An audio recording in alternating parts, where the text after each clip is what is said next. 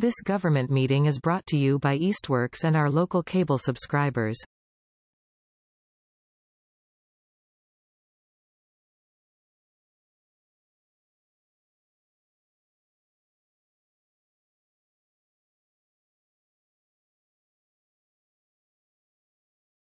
It is 6:01. I will now call to order the March 25th meeting of the Easthampton Conservation Commission. This meeting is being recorded. This meeting of the Easthampton Conservation Commission will be conducted in person and simultaneously via remote participation online to the greatest extent possible. Every effort will be made to ensure that the public can adequately access the proceedings in real time via technological means. In the event that we are unable to do so despite best efforts, we will post on the City of Easthampton website an audio or video recording, transcript, or other comprehensive record of proceedings as soon as possible after the meeting. Should an interruption occur in which the online meeting ends abruptly, both the in-person and online meetings will not be restarted, and all agenda items will be automatically continued to the next scheduled meeting. Cassie, do you have other housekeeping items to go over? No, just to say that the next meeting is scheduled for April 8th. And if everyone who's attended the meeting, unless I've set you as a co-host, you can send messages in the chat if you need to turn on your camera or you want to make a comment. Otherwise, you can use the raise hand function also to indicate that you want to send a message or make a comment once the chair opens up for public comment. And just know that the chat function is not private, and it will generate a transcript at the end of the meeting. Thanks, Cassie. Are there any public concerns, non-agenda items? I have not received any, and it looks like everybody here is for the item, the NOI item. Okay, hearing and seeing none, we'll move on to public hearings and meetings. Our first order of business is a public hearing for a notice of intent filed by this engineer on behalf of Matthew and Alexandra Dodge for ecological restoration project at 120 East Street, map 111, lot 41. This is Mass DEP file number 1510328. And Bucky, I've made you a co-host so you can do anything you need to do. Here's the file here. So great, thank you. I am still trying to figure out which button is the share your screen button here on Google Meet. Down on the bottom, you'll see the red hang up the call one. Don't click that. But then there's the hand and then the box with the arrow. That is how you can present now. Thank you. Thank you. Would you introduce yourself for the record, Bucky, please? Yes. My name is Bucky Sparkle. I'm a civil engineer employed by Alexandra and Matt Dodge, the applicants and owners for the 120 East Street project. I prepared the notice of intent and the civil plans, and I am just trying to find new software. The exact presentation I'm trying to bring up. So I think I can do it this way. All right, give me a moment here. I'm going to do it a little differently than normal. Here we are. Okay. All right. Cassie, are you able to see my screen here? looks good to me. Looks good to the rest of the commission. Yep. Okay. Great. So I'm going to run through this presentation. It's not terribly long, and it does cover the essential aspects of the element or of the application here. You will notice that it has both this engineer, my business, as well as Terragenesis on our front page. Terragenesis is the landscape designer who, back when this project began, like pre-COVID, they were around. They have moved their business out of town. They are not available tonight. I am taking this application over the finish line. Fortunately, they did complete their landscape design, which from a regulatory perspective is not a massive discussion topic, but of course I do have that content. The project team, so we do have the owners, Alexandra and Matt Dodge. Ward Smith was the wetland consultant on this project and did the delineations. I mentioned who I am, Bucky Sparkle, and the landscape design was by Terragenesis. This is an overview, and really we're going to be looking at everything in the blue box here, but I do want to orient individuals to the way the site is laid out, with north being up. East Street is on the northwestern end of the project. Mount Tom is very much right behind the project, and there's a 100-foot wide electric easement. The house structures, a pool, most of the pavement is in this area that I'm indicating. And then most of what we're going to be talking about is in this blue box. So we'll be getting back to those, that detail in a minute with the site plan. I do want to bring up just a couple of key images. All of these were in the notice of intent application itself. On the top left, we have an image of the pond. And you can see on the, with the upstream end in the foreground, the downstream end in the background, you can see this gray wall. And when you get close to that wall, what you find is that somebody had the genius idea to stack up, I don't know, 150 ready mix quickcrete sacks, which is definitely a DIY methodology of trying to build a wall. It's a terrible idea, and it is falling apart. The concrete cannot cure in these conditions, and it is literally falling into the pond, littering the buffer zone, not doing its job, has settled quite a bit. The other thing that I want to point out, with an image at least, is downstream. So this pond has an outlet, outlets to something of an intermittent stream. And then the stream, you can see, you know, some water in the bottom right corner of the image that I'm pointing here. And then it's not a stream anymore, but it becomes a stream again as you head farther north. So this section has been filled in. I think was probably, the grade was changed by, this was once quite a large, I believe it was a willow tree, which was taken down before it was dead and before I was involved in the project. This photo is actually from a little while ago. But this used to be a stream channel and is no longer a stream channel. So we do want to reconnect that flow as part of this project. Briefly, the whole site is 5.5 acres. It's a residential use with a house. The existing pond is 1,300 square feet. I've mentioned the erosion, the failing wall, sediment transport moving downstream, partly also the filling in of the stream. And there's been a break in the continuity for the hydrologic and environmental habitat for this area. All right, this is the site plan. Now, what we are proposing, and I'll walk you through the resource areas and the limits of work here. I'll start with this green line here on the sort of the right side. This is the edge of a BBW. To the right of this, to the northeast, this is all wetland. And all of that area is completely outside the limit of disturbance. And it's parallel on slope, so it's not downgrading, it's not upgrading, it's just off to the side. So fortunately, we don't have to worry about that resource area. We have in this green line of B series flags, that is the delineation around the original body of water, which I'm just going to call a pond. I know pond can mean something quite specific in the regulations, but for layman's terms, it's a pond. So the pond's a little smaller than the green outline, and but that would be the wetland that surrounded that pond.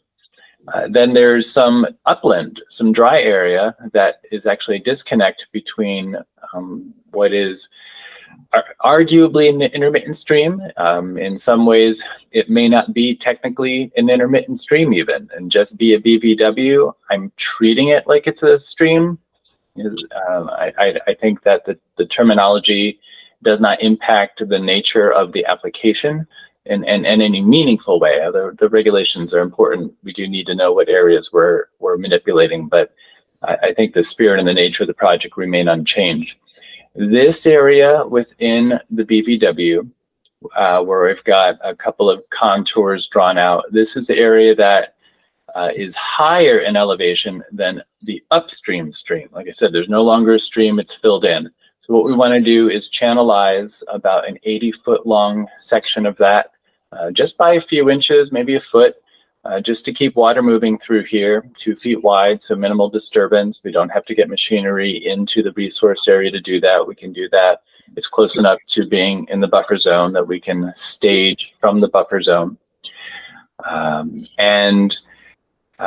So those are the resource areas, and at least through this channel, what we are interested in working with. I'm going to zoom in a little bit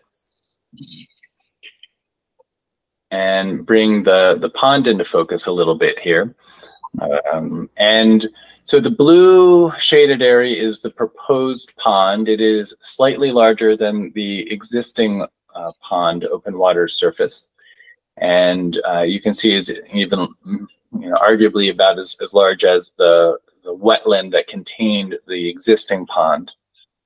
From a structural standpoint, we're going to get rid of that entire polluting wall of deteriorating concrete and just regrade that out. That concrete doesn't do anything useful in that area. We do want to install a new weir, a new control structure for this pond.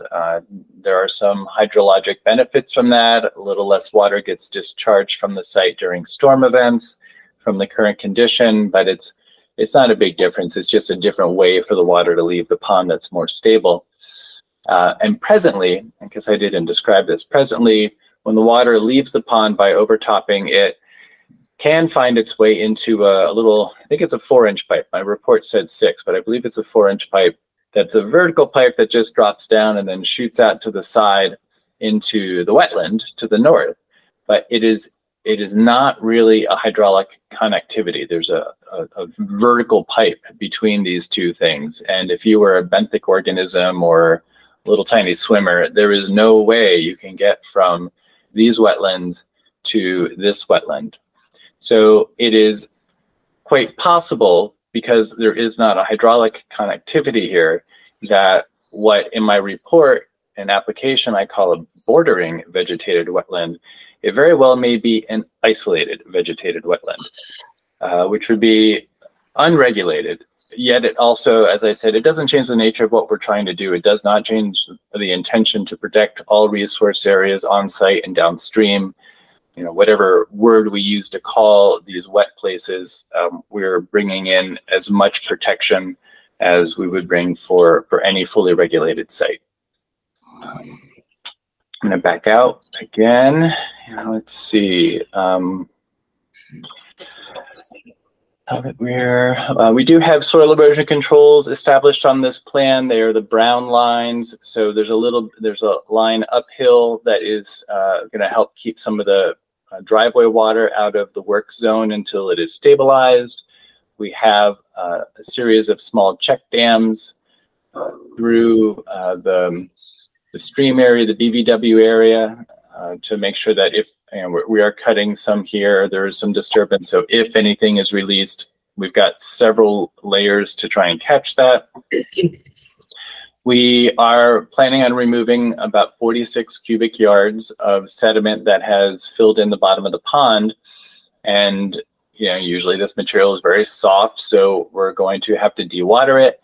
We have up to 2 areas available for dewatering that, where we would just place the material there with a series of erosion controls and basically just let it dry out and stiffen up. And once that is firm enough to transport without it flowing everywhere, it would be disposed of in an upland area.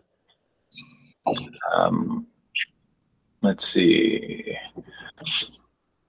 There's some landscape improvements here as well, and I think I want to move right to those. So here is the landscape plan, and if we need to, look at all of the species through here in this table was prepared by Terragenesis, but you get a sense of the long list of different species that are being proposed for this project. And in many cases, it's not just one. There are 17 trees being added. There are no trees being cut. We are converting over 2,000 square feet of what is now residential lawn into native wetland vegetation, as well as upland vegetation that's in the conservation vein, mixes from New England wetland plants. And I'm going to zoom in a little bit further. There's some different color coding, but the darker purple that's in the pond, that's a deeper aquatic species that are going to be planted. The lighter blue here, Those are shallow aquatic species that have been selected by pterogenesis. You've got yellow are species that is sort of mixed. They can be upland, they can be the wetland, so they sort of spread the gap. The light yellow is conservation mix, so it's a whole blend of native species that is created, blended by New England wetland plants. And I'm just going to drag a little bit, and you can see this large area that surrounds the existing stream that's all grass now, and that is all going to be planted with, you can even see up here the key wet mix, the New England wet mix by New England wetland plants. So we're converting resources that were turned into lawn in the 1970s into a highly diverse, naturalized, native species environment. So this is a huge benefit to the local ecosystem. And all right, almost there. Just to make sure I have, this is my brain check, that I've said everything I need to say. Right, so the slopes of the pond, they are eroding. I know Cassie witnessed that. There are photos of that in the application. We want to make a more gentle slope so we don't have those erosion problems around the pond. Or we are recreating the spillway. We are redoing the hydraulic, well, really hydrologic continuity, as well as habitat continuity. We get that junk concrete out of there, all that crappy fill. We're going to reestablish a bank that used to be there. So we're going to reclaim 80 feet of stream effectively. It's 160 feet of bank. I talked about the planting plans a little bit. It's a very rich and diverse, a little jealous kind of planting plan. And like I said, converting thousands of square feet of lawn into useful habitat, all in support of the interests of the Wetlands Protection Act. And just to cover, some of the regulatory aspects of the application in a nutshell, I have two columns here for resource areas. If we are considering the pond as a BVW or, well, just BVW, not isolated, but if it's a BVW, or if we look at the pond as just buffer zone, which was something that the DEP suggested, might be something that the CONCOM would consider.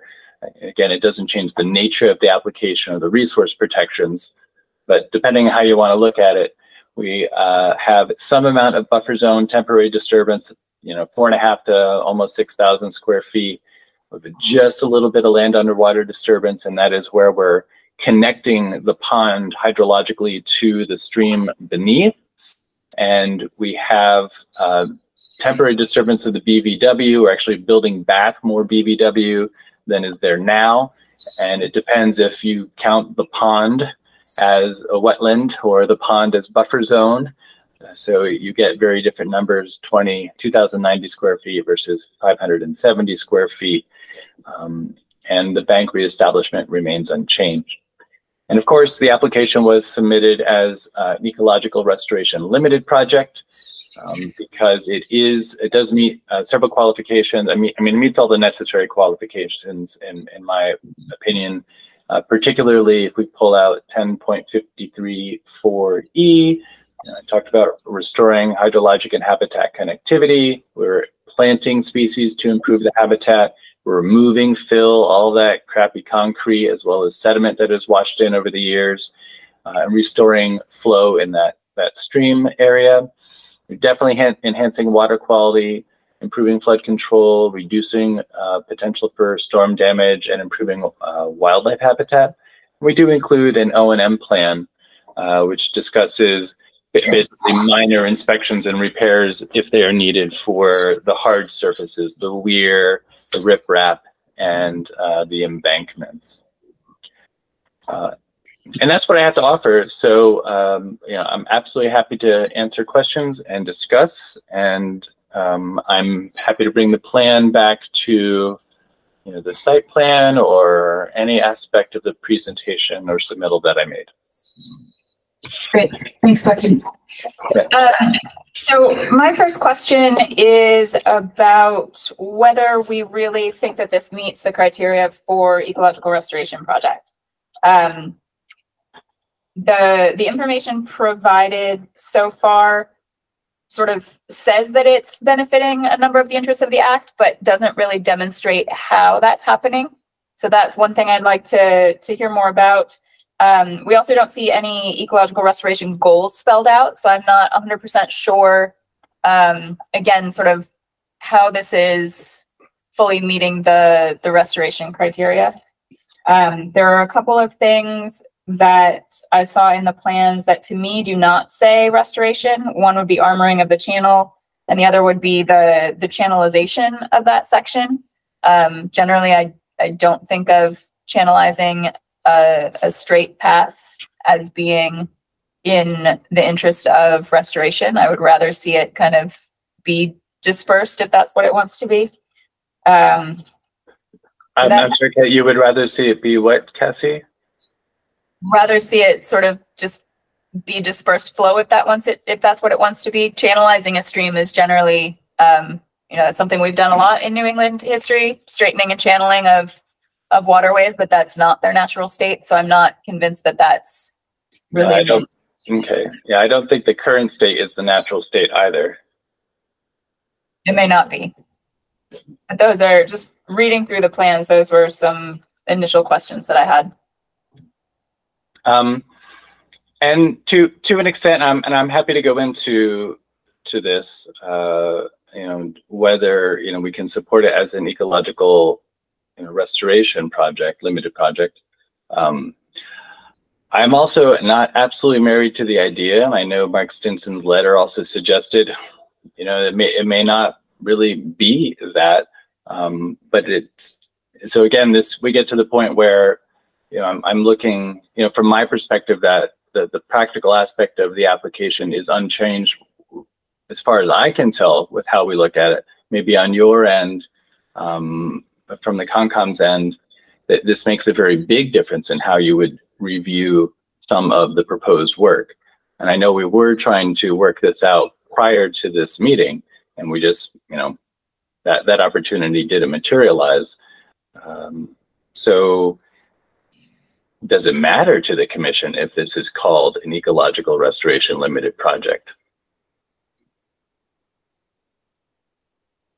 I would say yes. Okay, can I ask how, so I can better address those points? I think philosophically, the ecological restoration pathway exists for a certain type of project, and I'm not interested in watering down that definition because I think it's important. So that's one thing. I think that's probably the biggest thing. I'm happy to walk away from that heading, the byline for this project. If it's not considered a restoration project, just then like making the streams connect is then we're removing soil from a wetland area then, are we not? Yes, removing infill. And I suppose actually there is one really important aspect here, and that is an ecological restoration would not require replication. So, and there are two areas here. One is the pond and the B series flags, which are really very well may not be bordering wetlands. They're not connected to another resource area. So in which case they would be isolated, in which case it's buffer zone. So I don't have to worry about replication for the pond area. Yet trying to rechannelize that stream and get a better flow in there and not pushing water into the neighbor's property, which is, starting to happen here. We have some flooding concerns as well as access. I'm betting, and I'd want to check in with my clients, but as opposed to needing to do restoration for the, I think it's 155 square feet, I think was the disturbance in the BVW to try and recreate the stream channel. It would be up to them. I'd want to talk briefly if they would want to do a replication project for the 310 square feet that would need to be. I believe Easthampton is double, correct? Easthampton is double on the replication? We're not. We don't have a wetlands bylaw currently. Okay, so it's just 155 if my memory is correct, which is not a significant amount of work. But then again, I think it comes down to whether or not we're allowed to pull the sediment out of the stream that was there or not. So maybe you could back up, Bucky, and give us a little more context on the driver behind this project and what the real goals are. Okay. Sure. Let me go to a different slide, which, let's see. So what we're finding is, you know, the slopes, the steep slopes around the pond are eroding and filling in the pond. The old concrete fill, besides being ugly, is a pollution source, is deteriorating. It's, within the buffer zone and into the pond, whether it's a regulated pond or not, it's still going into the water, and we would like to stop that. The spillway itself is not particularly functional. It causes erosion because water is easily able to bypass that. That erosion brings sediment downstream. Another reason that the channel has been filled in over time. We would like to have hydrologic and more habitat continuity between the stream itself and the downstream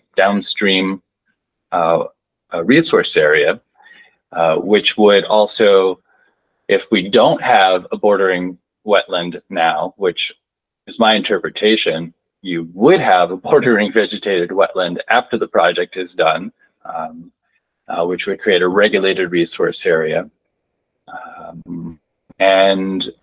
From an aesthetic standpoint, the reason that the owners, to my understanding, got into this, and they are, I believe they are here, and if at any point, they are able to, inform the commission a little bit better, I'm happy to hear that too. But they called the landscape design people, and that's how I got involved. But they wanted their pond to be not just a bunch of eroding grasslands. They wanted something beautiful and rich, native, and supporting of the habitat.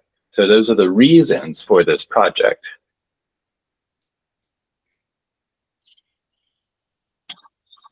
Bucky, if I can chime in, this is Matt Dodd, one of the owners. Thanks, Matt. I would also say another big driver of it is the fact that the eroding edges are very steep. That concrete wall is falling apart, and we're getting a lot of like protruding rebar sticking out of the top. I think it's a bit of a safety concern, as well as just the aesthetic stuff. Thank you, Matt. That is true. I concur. I'd like to drill down on the jurisdictional status myself, because I don't completely, I still, I've looked at the drawings and I've heard the discussion. I don't completely understand. In the interest of full disclosure, I know the dodges too, but I don't think it'll influence the way I review the project. So, and I'm thinking about this in the context of, and this goes back to before my time on the commission, there's been a lot of discussion over the years of different non-jurisdictional, non-intermittent streams heading up the side of Mount Tom in a lot of different areas that we've had to look at and consider at various times. So, and the way I look at this, so when we're talking about non-jurisdictional, like isolated wetlands against bordering vegetated wetlands, and we have the pond that doesn't really, may or may not meet the definition of a pond from the Wetland Protection Act.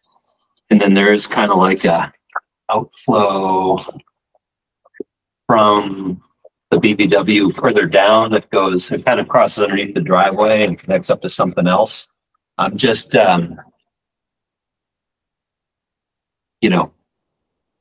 I need a little help trying to understand like how these all fit into the context of the Wetland Protection Act. So for example, like connecting the pond to the wetland might make the wetland a BVW, which is kind of like what we're talking about. but is it already bordering on some kind of drainage feature that goes downstream under the driveway and connects to something down there? Or does that not, does that not count for some reason? I think the disconnect in hydrology, I'm going to zoom in here, is in this area. And actually, since this is the proposed pan, I grabbed this one because it was colorized, but I'm going to move up to the black and white design plan here and zoom in to this area. Oh my gosh. All right. Resolution isn't helping me in this regard. I have the real plans here and that we will be able to read. So there we go. I'm going to zoom in here and I don't have to deal with the JPEG image. Hooray. Okay. I think now I have to admit, maybe Mark Stinson is the individual who needs to, sit everybody in the room down and make it really clear one way or the other. And I would love that tutelage and guidance. My understanding is that the 4-inch downpipe here, which is a vertical connection that then comes out and feeds what eventually becomes an intermittent stream, doesn't really count as a hydrologic connection. You can't have benthic organisms coming up that pipe and getting into the pond through that mechanism. It is physically impossible. Yes, water can flow out of the pond, but there's no two-way connection, no environmental connection, as I understand, between these two water bodies. They're dang close, absolutely, but not hydrologically connected. And that is the hair we're trying to buy that argument, Bucky. I'm sorry. I don't think that I buy that argument. Okay, I'm riffing off of what I read in Mark Stinson's letter. My original interpretation was that this would be considered a BVW. When you say this be considered a BVW, are you talking about the pond or are you talking about the pond? Wetlands? Yeah, the wetlands to the north, I don't think there's any question whatsoever. The question becomes if that's an intermittent or stream or not, because an intermittent stream needs to have basically wetlands upstream of it, I understand. So how we qualify the pond area would then influence the definition of this area. This wetland, does that wetland count as a stream or not? Because you go 75 feet down the stream and it looks nothing like a stream anymore. There's no channels, there's no riverine aspect of it. Then downstream it definitely turns into a stream again. There's no question of that. So in so many ways, like I do feel like we are splitting hairs, and I would love to get this settled, because then we can have a more concise conversation about it. These are hairs we love to split. Well, I always learn when things like this happen. So here my ears are open. And so when you call the pond a BVW, it's really mostly open water with a fringe of wetland around it, or is it vegetated in enough that it's more? It's a fringe. It's a fringe, and mostly that fringe exists on the south side. The north side is just a concrete wall. And it's a completely artificial pond, right? Not that that matters. But There's no water flowing into it from any discernible source. It's groundwater fed, and whatever comes off of the driveways. Yeah. So it was excavated, walls built around it, a little berm put up, and an outlet structure put in and connected. Yeah, I'm sure the stream was also dug out at the time they built this. Do you know, Bucky, at least in the hard copy I had, we don't have anything more than a page and a half from Ward Smith about the delineation. I'm trying to get my head around why he would not have delineated bank and land underwater in the pond. You're confining a water body, and you have a high and low water mark. So why? I don't understand what his thinking was. I have to admit, at least about what he did call, I have a little confusion as well on that. So I'm gonna change the screen a bit. I was surprised that he did not delineate bank through this wetland, yet he called it an intermittent stream. That seemed unusual to me. He did look at this and say, this is too small to be a pond, it is just a BVW. So he only designated the the wetland marks, you know, the hydric soil marks around that pond water. That makes some sense to me. I don't quite know why he didn't define a bank, but there's also not really a high water mark through here. And when you get into the area that's filled in, there's no riverine characteristic whatsoever. You can see the contours very clearly indicate there's a strong channel that forms somewhere around here, you know, where his delineation stopped. We weren't going that far with the project, so we didn't define it any further. So it is a little bit of a gray area. And I was going off as him calling it an intermittent stream and believing that he knows more about wetlands than I do. Mark, could you shine some light on how you would interpret the resource areas for that pond? Bucky, you know I'm here. I am delighted, Mark. That's great. I heard that you might show up. Okay, so I interpreted the B flagging as bank and not wetland vegetation. Oh, okay. That is not how the report reads. And the flags do go behind the concrete retaining wall. Well, but you got the concrete retaining wall in the way.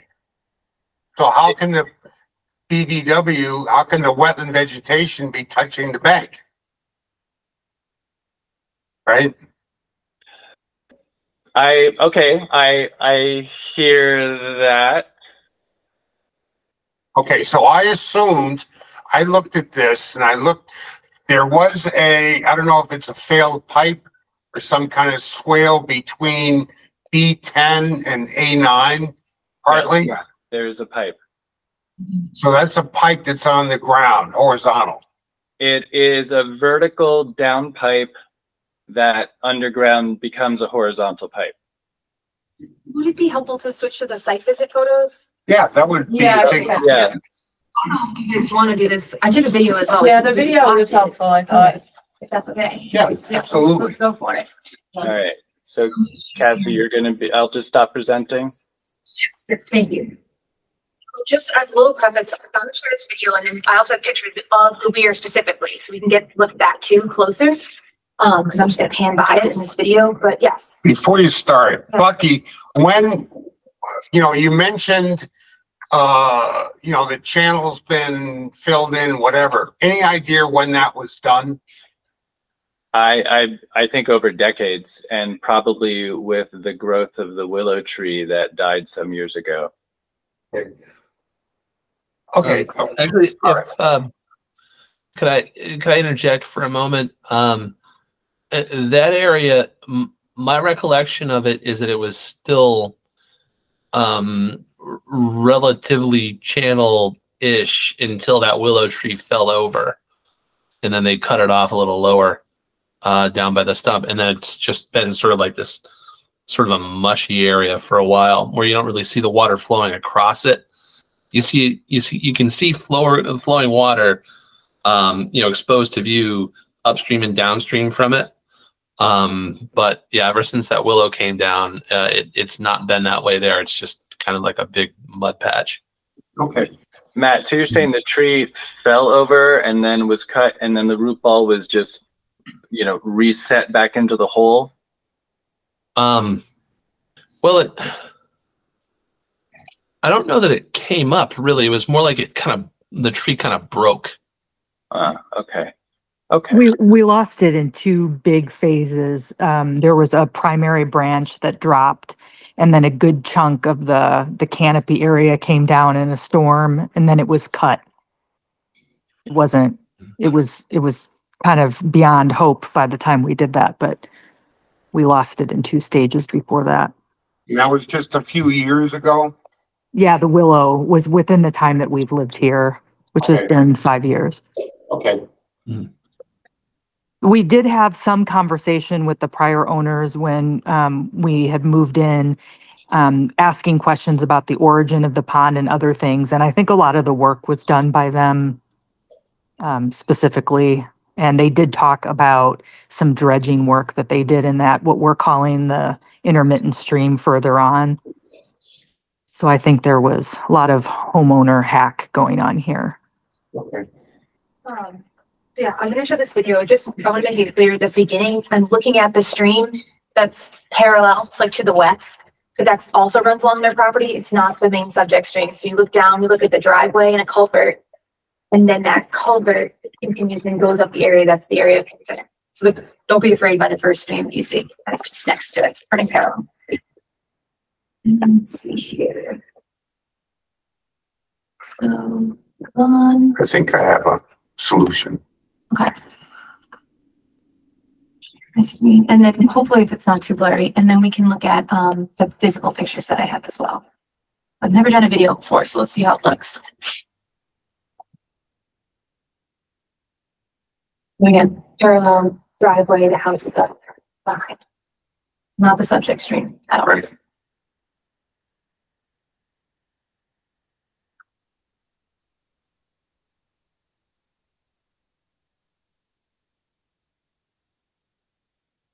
So driveway.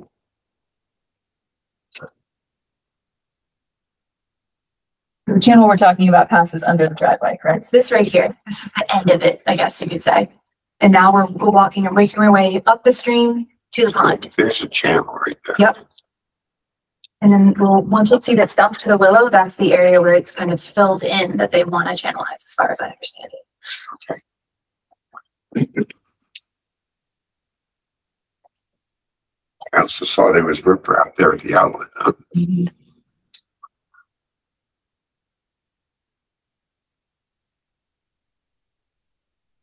So it's kind of the fill there. There's the wetland, yeah. There's that willow stump to the right. I got a solution for you.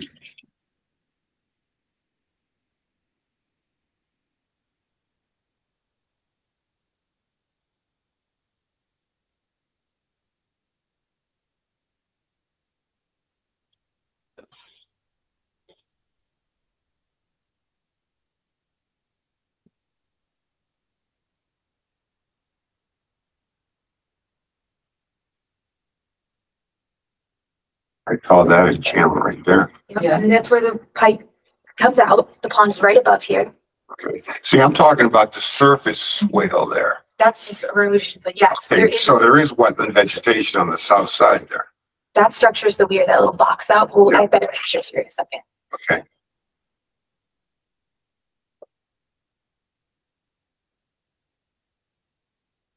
And I'm just panning up to Clearly show all that bank and land underwater. Mind.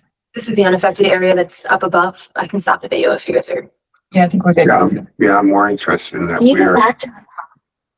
I have pictures. Let's look at the pictures. That might be more helpful. Than going back to the navigating through the video. But if that doesn't help, we can go back there. No problem. Okay, so I'm happy to zoom in anywhere that everyone wants to. This is the pond. And I'm just gonna cycle through. That's the driveway.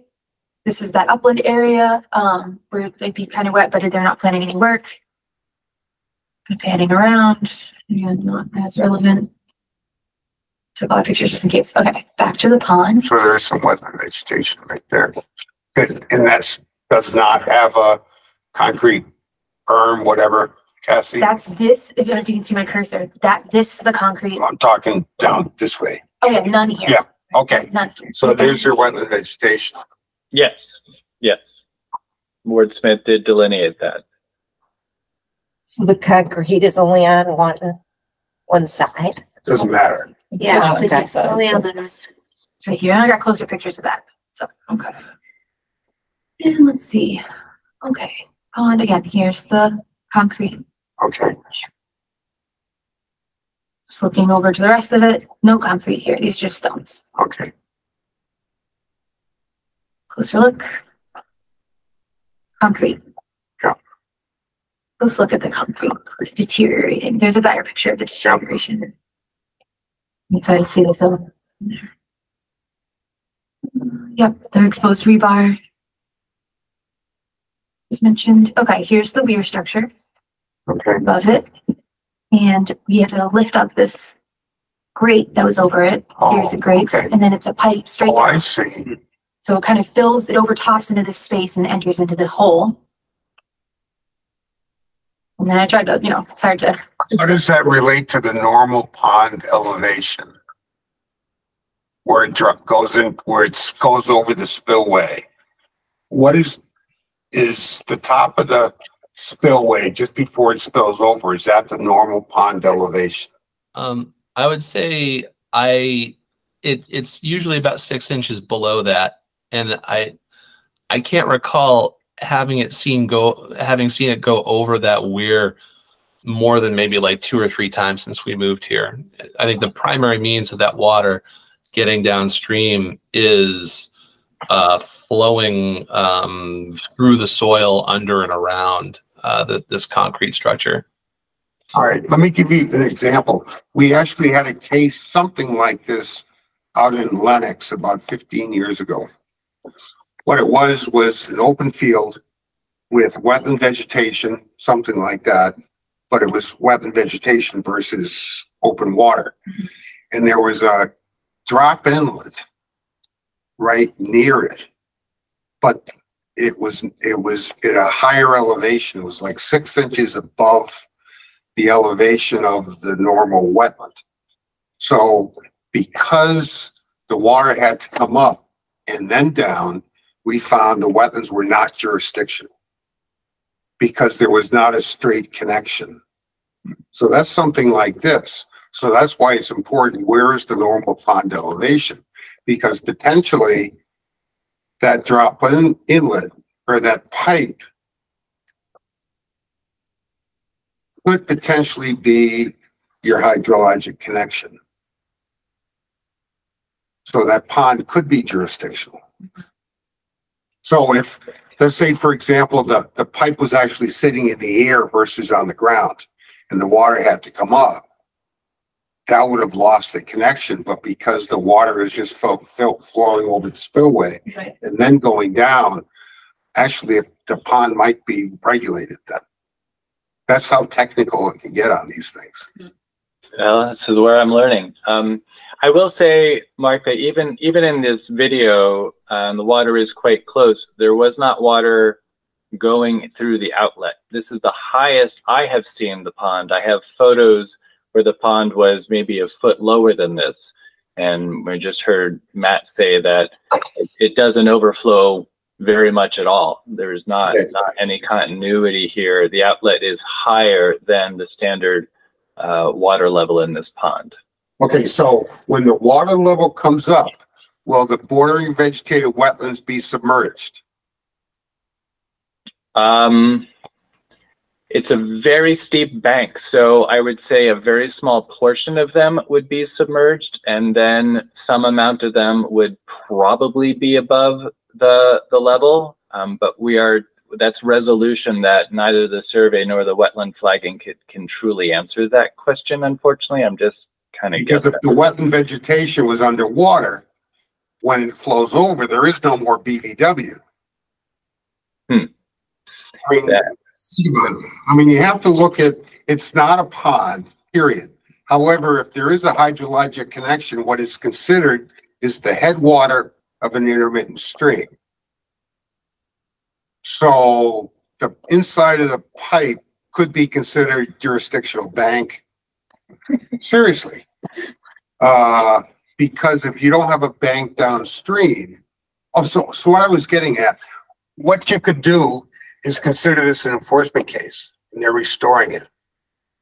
So there's partial permitting and there's partial enforcement, because if the intermittent stream down by the tree was filled in by whatever, there was no permitting for that. So everyday fill left in place is an ongoing violation. So you still have an ongoing violation.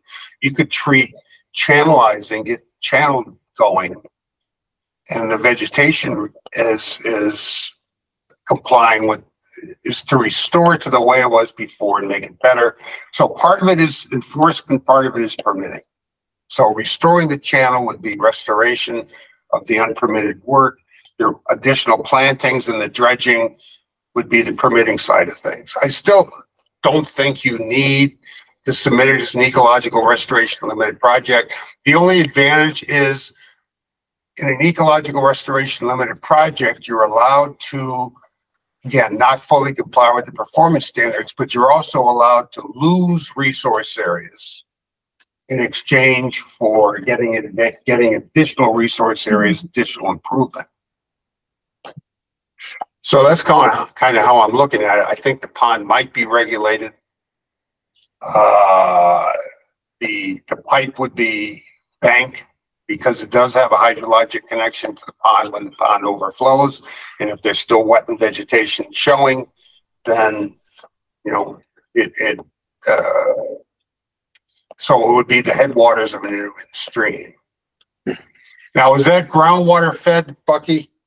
Yes, yes, it is. There's some surface water that does enter it, but Right. it's only during storm runoff. So I think it's permittable, but the first thing you always have to do is clarify, you know, what's jurisdictional. And again, you'd have to go out there and look during a storm maybe and see if there's wetland vegetation showing. So Bucky, on the B flagging, that's which resource area is the B flagging? Which resource? Well, Ward was calling that a BVW. Yeah, but he was also, can you pull, or can you let Bucky pull that up?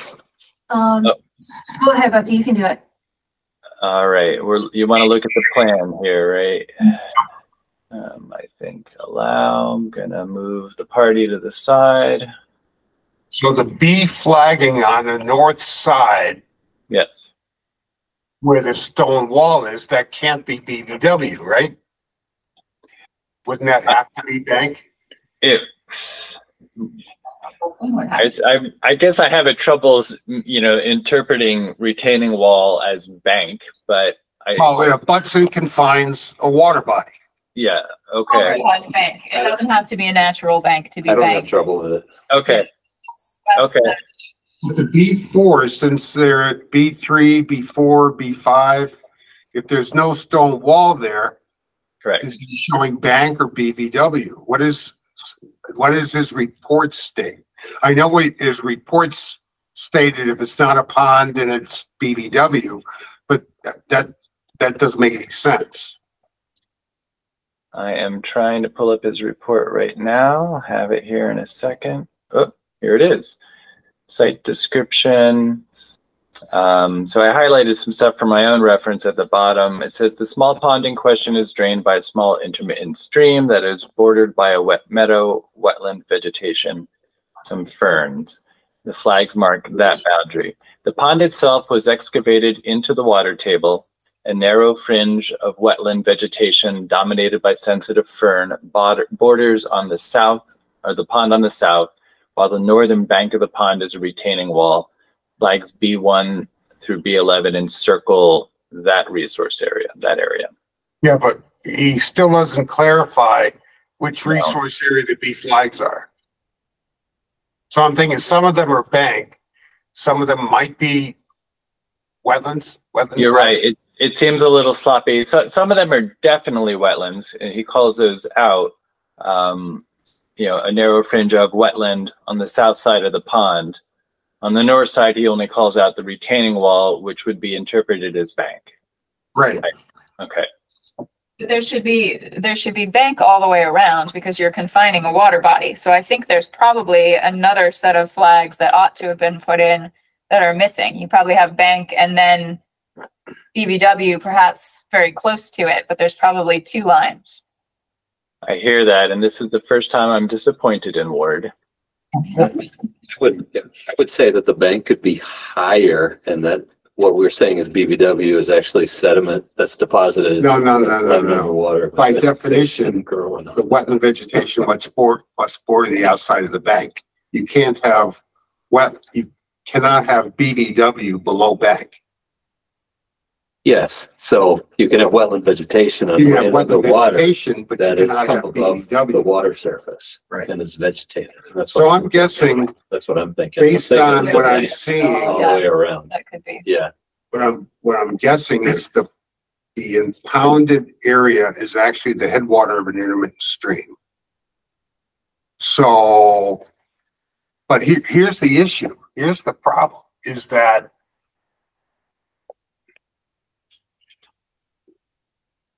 so yes, you would have land underwater. So if the impounded area, which is the headwater of an intermittent stream, is the headwater of an intermittent stream, so you would have BVW, bank, and land underwater. If you had no wetland, no, I don't want to confuse you anymore. But it's confusing enough. definitely.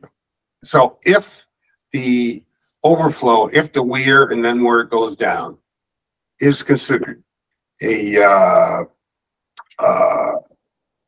hydrologic connection, then yeah, it's all regulated because the channel is right there. So anything that any vegetation, so that's the way I would do it.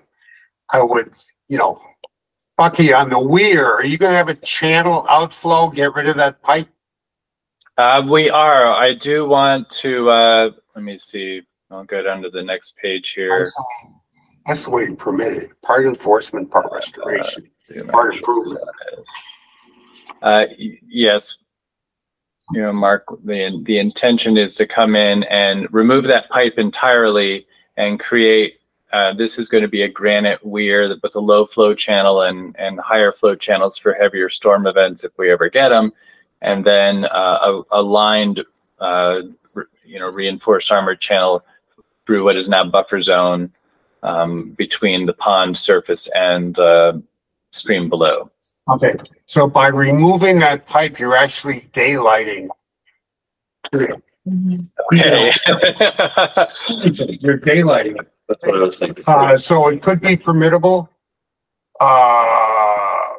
And putting the new channel in and all that additional vegetation and the dredging, it's all permittable. You're not going to lose any resource areas. You're gaining some, you're storing some. So again, I don't see why it needs to be an ER limited project. I would just submit it straightforward, full compliance with the regulations, which I think you can do. And do we, logistically, do we need to have him refile to do that? We can just issue a regular order, correct? Okay, that's what I thought. But again, consider the taking the tree down and the fill that went into the wetland where you lost the stream is a violation. So all he's doing is putting it back to the way it was and doing some improvement there.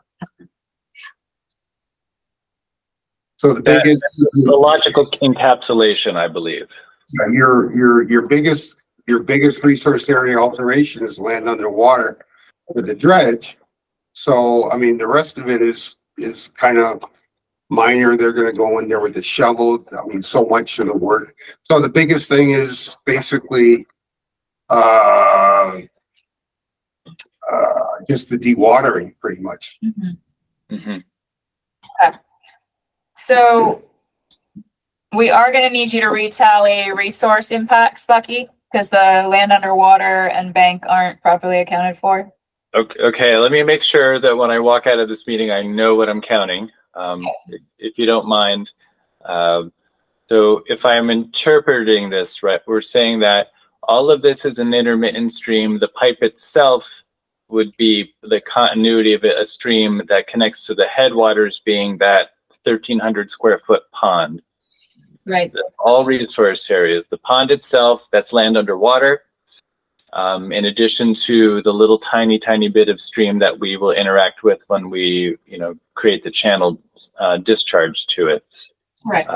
That between the surveyed pond area and the B series flags that Ward put down will be a BVW. It's a thin strip, but we're going to count that as BVW, correct? Yep. All right. And On the then, south side, not where you have the concrete retaining wall, though. yes, That'll be bank. there is in this drawing, it's not easy to see. I can get one, but the survey does show where the edge of the pond was, and it shows that the wetland flags are beyond that slightly, particularly on the south side. So I can come up with that area and come up with a pretty real number. Yeah, and then that edge of pond, I think because the sides are so steep, we can call that bank, I think, pretty comfortably. Okay, and then bank along the pond. This is a really interesting. And then I think you would also, if we're gonna say we're daylighting that, I think we would also call the horizontal length of the pipe bank on both sides. I can call it a bank. 4-inch pipe. So what I will do with these clarified definitions of the resource areas is I'll redo the tabulations of disturbance and resubmit that to Cassie, and we can roll this forward. It's sounding like that you would like to carry this on to an additional meeting based upon our discussion. Or do you think we can do it administratively? I think we'll need to do another meeting. Okay, that's fine. I think we got all the ornery stuff out of the way. Another thought, Bucky, the spillway area that you're creating, the sort of armoring. Yes. Right now it looks like that's intended to be angular riprap. Roughly, but I've actually kind of rethought my initial design. There's a couple parts. I'm going to go into the landscape plan a little bit, which I know this isn't the colored version.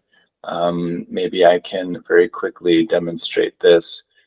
So this area is intended to be armored channel, and within that, I'm going to make another little area. Whoops.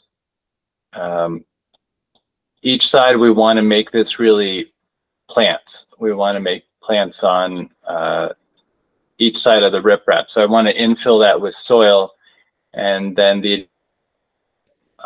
that is sort of coming to me as we're discussing all of this. Is that if this is 6-inch riprap, that is not going to hold water. So we're going to want to choke that with more granular material, probably blended with a little bit of loam, as if we were, building a stream bank. That way water flows over the hardened surface and not through the hardened surface. Yeah, that's where I was going. If we could naturalize that and have it be more like a stream channel. Yeah. We'll have that. I'll clean that in. For the amount of water that flows over here, I'm sure it can be fully vegetated. I just want to make sure that it's not big chunky rock that the water falls down into. That doesn't help any of the critters get from point A to point B. Yep. Okay. And I'm not sure that I think I understand what I need to do at this point. A little detail update on the overflow, update the resource areas, come back at the next meeting. Is there something else to talk about today? Any other comments from the commission? I don't, there's a couple. So where you're doing the work, if there's stumps, are you keeping the stumps in place or are you removing them? We're not cutting out any trees. No trees lost, so won't be any stumps generated. So the stumps that are there, like the willow, are you? Oh, the willow's been in place for years. We're not touching that. Okay. And so on your plant list, you don't have skunk cabbage, and I see that there's a lot of sensitive fern and skunk cabbage. Would we want them to add skunk cabbage to their planting plan? I have been told that you can't actually acquire it anywhere. Oh. I don't think it's easy to get. Okay, because you can see where they're coming in the pictures. You can see the skunk cabbage coming out, but it isn't in the planting list. So I didn't know if they were going to lose the skunk cabbage are not able to replace. Are you going to be disturbing the areas where the skunk cabbage is coming up, Bucky? Do you know? I guess I'm not sure where the skunk cabbage is coming up. I mean, I can say, well, we'd have to go back up to this part of the plan. I know I'm back into the black and white version, but it's the one that I can zoom in and have good resolution. We have, It's all along that stream from the pond outlet all the way to the end. It's more concentrated just about the point where the willow stump is. I'm also very attached to it. So we would make every effort to relocate it at a minimum. thank you, Alexandra. Yeah, okay. So if any of those wetland soils we can put somewhere else useful, say as part of the planting plan in around the pond, does that sound reasonable? It does, yeah. Does the commission feel that if there were skunk cabbage and within this narrow channel restoration, that the soil and the material could be reset along the pond fringe?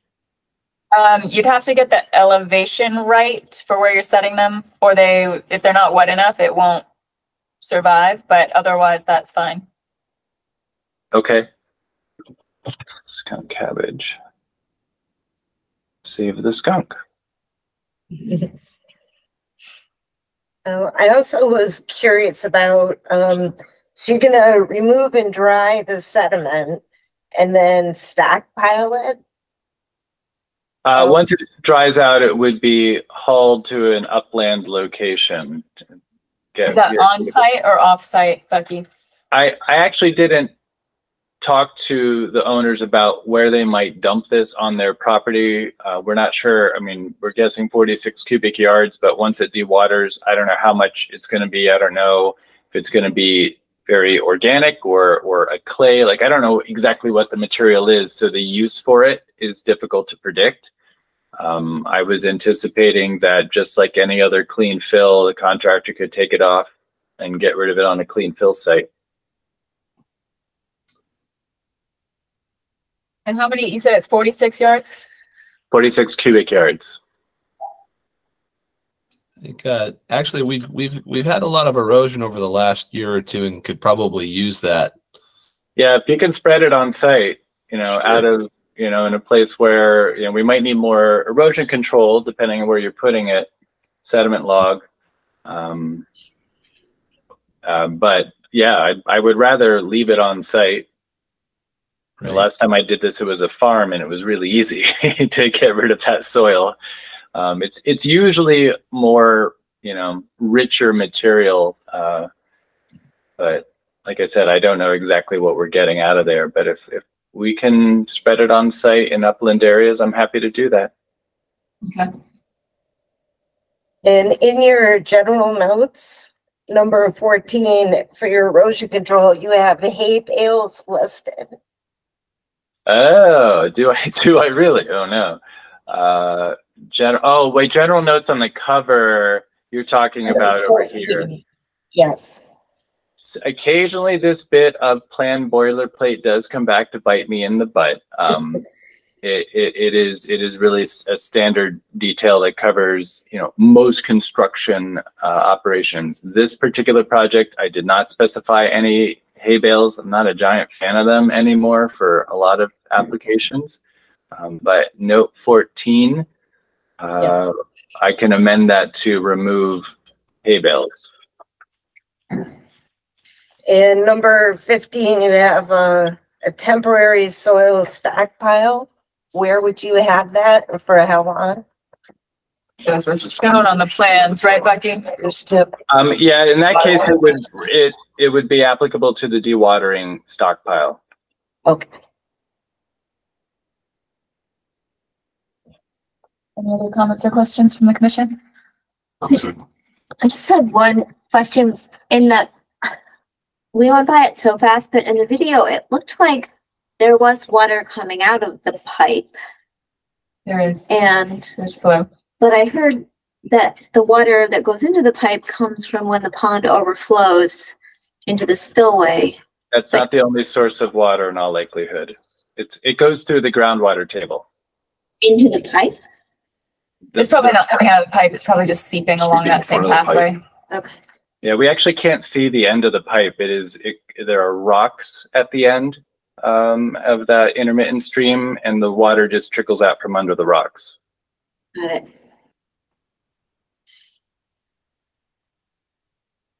All right, I think that's it, Becky. Okay. I'll make these minor changes. I will get them right back to Cassie's desk, and let me know when our next little conversation will be, and I'll be there. That will be April 8th, I believe. Okay, April 8th. Oh. That is the day of the eclipse, and I'm going to be coming back from northern Vermont. Okay. I am Push to the meeting after that? That would be safe, because running a meeting from the back seat of my car doesn't seem very plausible. Yes, so is that the 22nd then of April? We're checking. Maybe a funny month. 22nd of April. Yes. Okay. Yeah, April 22nd. All right, 4/22 at 6 p.m. I will put everyone down and see you then. Sounds good. Thank you. All right, thank you very much. Good luck. Motion to continue to April 22nd at 6 p.m. We have a second. All those in favor, roll call vote. Buttrick? Aye. August? Ryan? Aye. Weeks? Aye. Carr? Motion carries. We will see you on April 22nd. Great. All right, thank you very much. Good night. All right. Our next order of business is a request for certificate of compliance, City of Easthampton, Mass DEP file number 151302 for pump house demolition activities adjacent to Lower Mill Pond, map 136, lots 97, 98, and 99. Cassie, do we have any new information here? Only that, the city engineer returns from vacation, I think tomorrow. So Okay. hopefully I should be able to get that, documentation after. All right, so we will revisit that one on the 8th. Yes, yes. It's yours, Julia. Can I have it? Oh, thank you. Enforcement actions. Do we have any updates, Cassie? The main one would be for all the projects I'm working on setting up site visits for all the items that are listed there, for springtime site visits. To try to get them all back on track or just checking on their status. But for item D, 693 Groucho. Yeah, we need to reschedule that, right? That's the one. Yeah. Okay. And so I didn't know, I also got a letter from our Lebec Associates asking us to try to set up a new, site visit, and then saying that they're planning to come to the next meeting with more information about the possible, change request for water basin and stuff like that. Okay. Because that's the other piece that we're still waiting on. But Right. for, the enforcement order stuff, yeah. Okay. Do you want to try to do that? What's that? Do you want to try to schedule one? For what would work for you all? Yeah. This was one that I wanted to get to. So we were trying to do the weekend. We got rained out. Saturday's the 30th.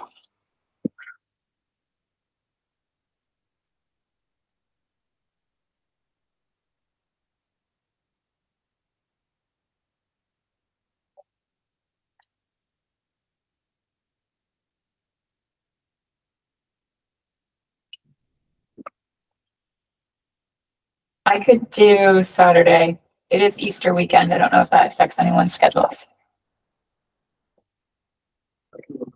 I can do Saturday.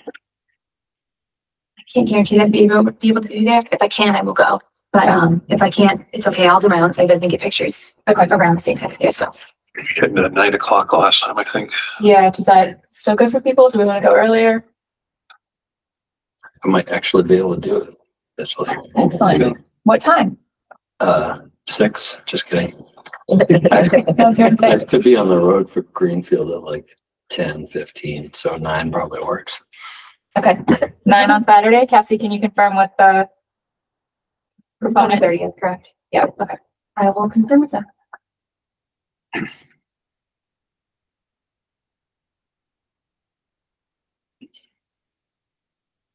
I'll send an invite.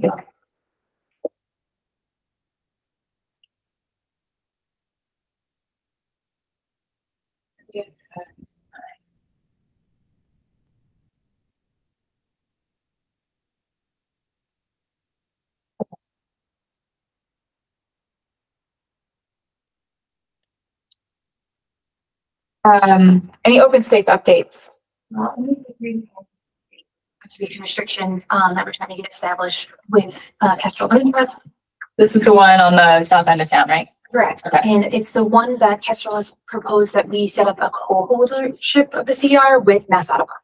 I had a brief meeting with, a gentleman from Mass Audubon, who wants to start trying to work on drafting a memorandum of understanding to help establish what the roles are that the commission would use. He wasn't able to make it to this meeting, but hopefully he'll be attending a meeting and kind of talk through it, what we want to have included in there. Again, the three main pieces would be enforcement capacity, monitoring responsibilities, and approvals for small projects. I would encourage the commission to maintain enforcement abilities at the very least. Sorry, what were the other two items? Monitoring responsibility, and then approvals for like small projects to make sure that they fit within what's allowable under the CR. Okay. So I feel like the last time we discussed it, the commission was kind of leaning towards wanting to retain the enforcement ability, but then not wanting to have the monitoring responsibility due to capacity issues on my part, and then kind of wanting input on the approvals piece, maybe at least just notification and like the feet away and just the commission decide they want to, but not necessarily needing to get,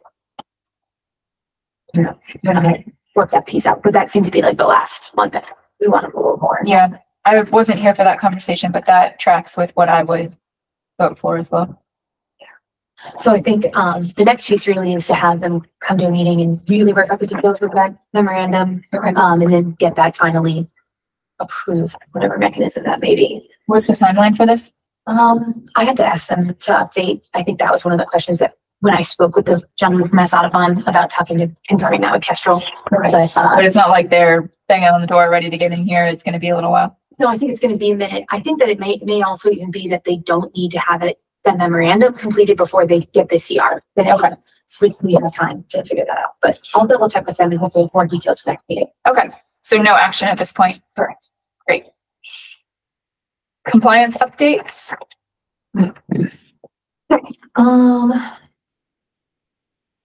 So I have for item D, Logan Properties off O'Neill Street, file number 151-287.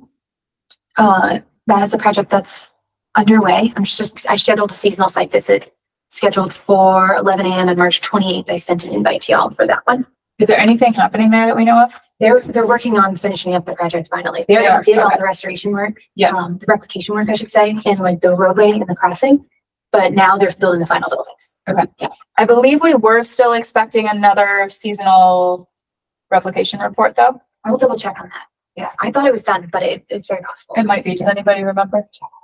They haven't worked on it in a couple of years. I can't remember how long it's been since it may be long past, but right. It's hard to keep track. Okay. And then the next one I had was for the school at 200 Park Street, number 151305. The new school building. I just reached out to them to see, they're closing it up. I wanted to make sure that the biggest thing is just to make sure that we have everything as designed. And then of course we need like the as-built and all the other documentation that comes to the COC. It's not set to expire until July 25th, 2025. But it feels like I feel like they're probably in a place where they could do it. And so they responded saying that they're working on it, they're gonna get back to me. Okay. They didn't give me an explicit timeline, but hopefully this spring. Have you done a site visit since they made the changes to the stormwater basin? I'm sure that I have, but I think it's been a while since that. So definitely either way, we need to do another site visit. Probably with the city engineer. Again, I've done a site visit with the city engineer for looking at all the other elements of the stormwater structure. And they had previously requested removing some of the silt fencing and things like that. So it's kind of like they got their part of the way, but it's not 100% finished with all the documents we need to close it all out, if that makes sense. If you could try to get out there when it's been 2 days since we've had some rain. Just see if it's actually draining now, because it was a pond before they made changes. I want to make sure that we did a couple checks on it to make sure it's draining the way it should be. Like today. It's been 2 days, but Has it been 2 days? I can't even keep track. It rains so much. it rains so much though, but yeah, I'll try to go this week. And well, it's supposed to rain. Try to go tomorrow. So it's gonna rain again on Wednesday. We had enough rain that Yeah, well, it came on Saturday. Saturday was a big day. Yeah, so if you could get out tomorrow, that would be a good test, because there should have been a lot, and if it's empty again, Yeah, that would be a almost good 3 sign. inches in Easthampton. Pretty soon my basement's gonna come to this meeting. Jurisdictional area.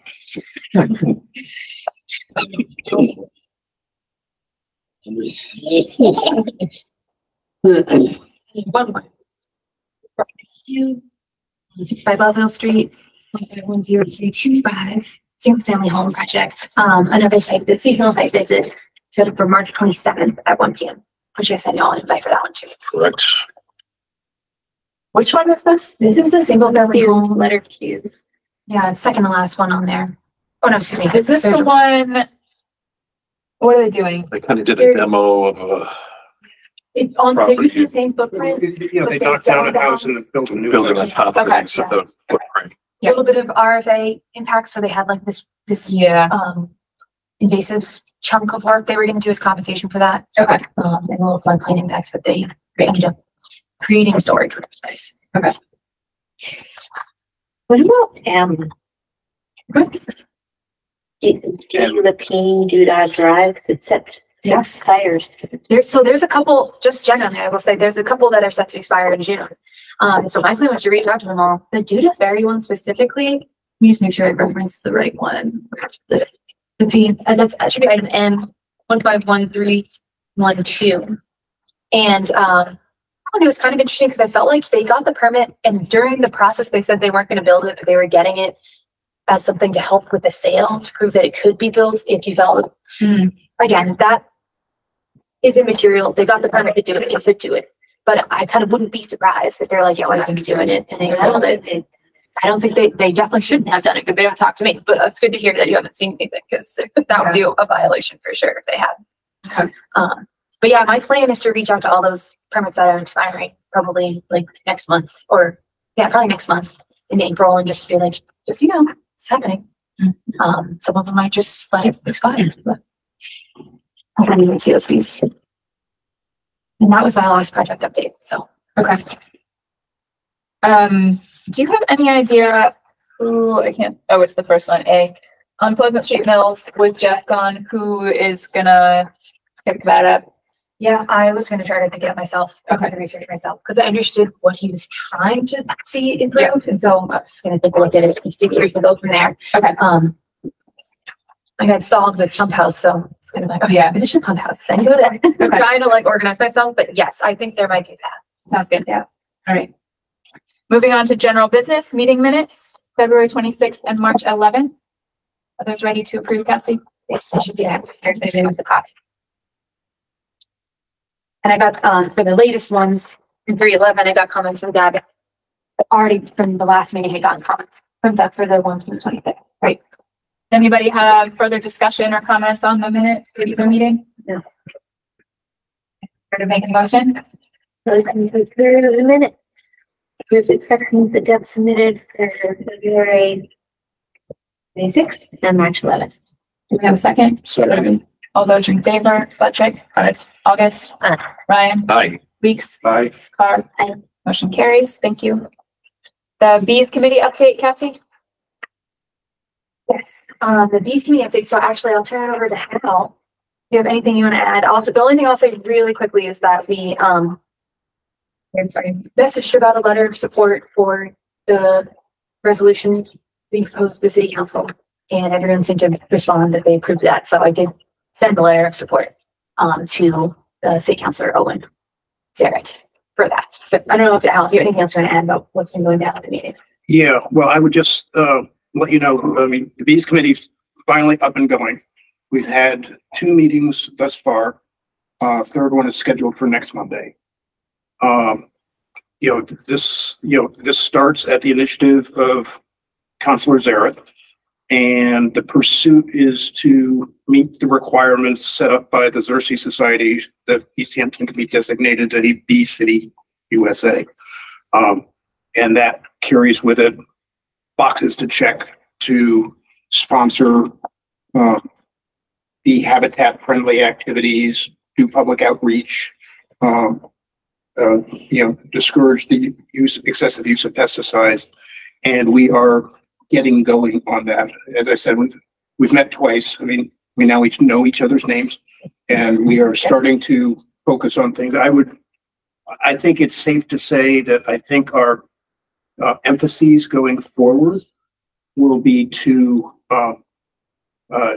take elements from the pollinator action plan prepared by the Conway School. Conway School. Yeah. Thank you. I just had a brain freeze there, and implement that. They had proposed, 3 pollinator gardens. Decided, I think we're going to select one and push for that. And then I think a secondary project is going to be to encourage, discourage white lighting at night, encourage amber lighting at night to avoid attracting nighttime flying pollinators.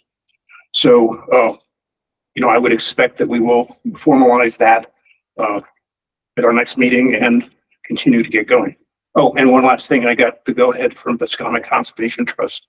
They're going to kindly allow us to set up an outreach table at their plant sale in the parking lot in mid-May.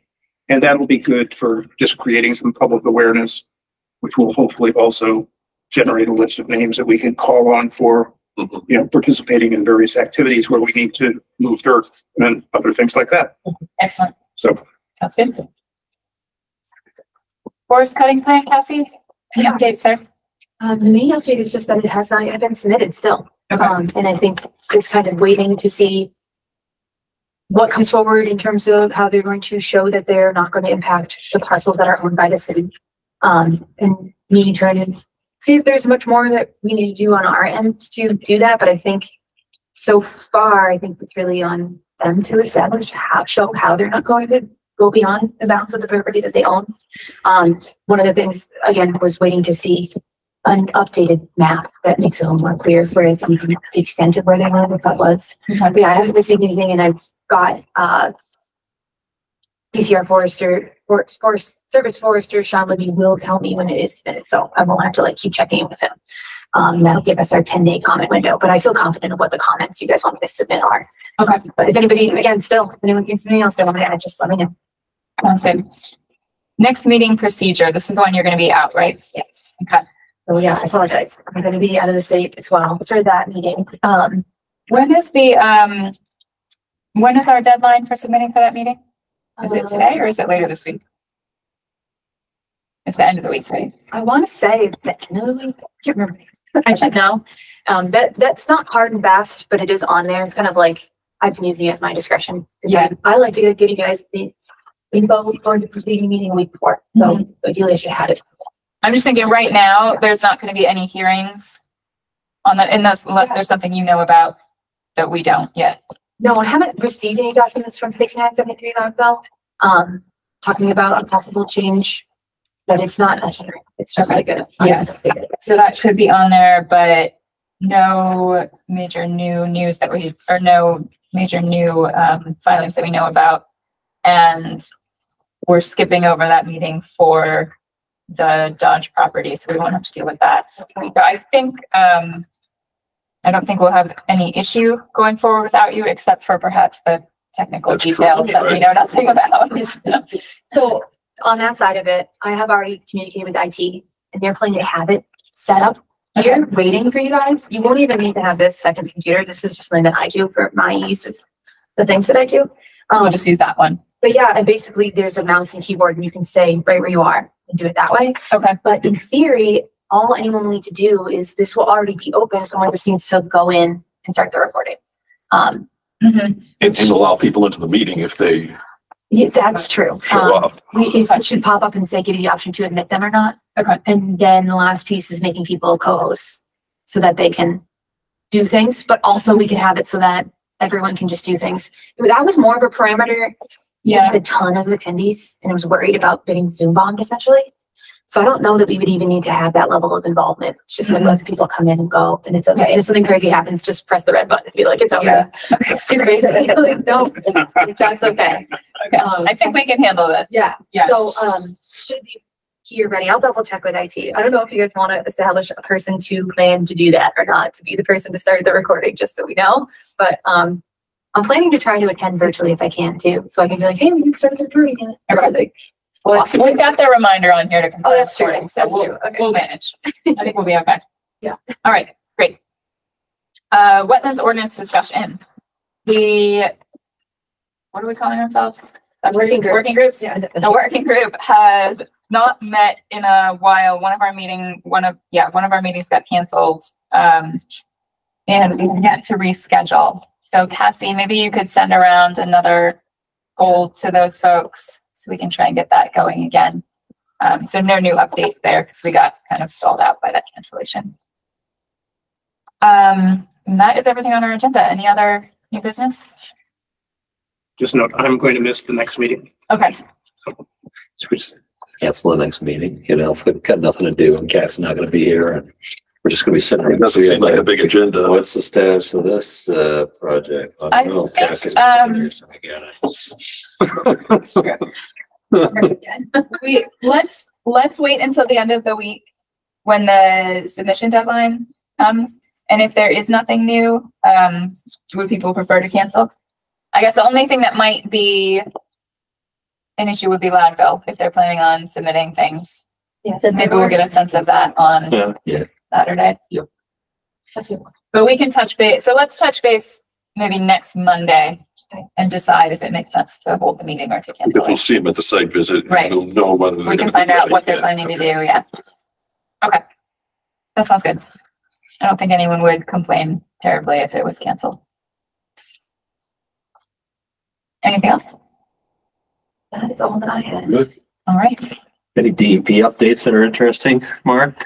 No, just, Been years since you darkened our doorway, I think. No, you were here. It's been years since I've darkened our doorway. no, just, I don't know if Cassie sent out notice on the proposed changes to the wetland regs and stormwater management. Just Yeah. go through it. If you have questions, just submit comments. The big thing was everybody said, oh, we need more time. So, do the same thing. Just don't hesitate to send comments into Boston if you want. Okay. Yeah, MSNCP is working on like some kind of big comment letter, so I can share that with you guys if you want to see it and be like, what do you think? Do you like these comments? Or do you jump on that? Or obviously, if you get anything specific yourself, I'm happy to hear it and compile and send it over. Excellent. Good. What is the new deadline for comments? I want to say April sometime. Yeah, I think it's a few weeks out. something thinking April 27th. Like seems very specific number to throw out there, but I don't know what to be like. We have a motion to adjourn. Welcome to adjourn. Second. All those in favor, Patrick, Right. August, Ryan, Aye. Weeks, Aye. Carr. Hi. Motion carries. It is Just confirm. 7:34 and we are concluding tonight's meeting of the Easthampton Conservation Commission. Our next meeting, as of now, will be April 8th, 2024, 6 p.m. There is a chance that meeting will be canceled, in which case we will notify the public about that cancellation. Thanks, everyone.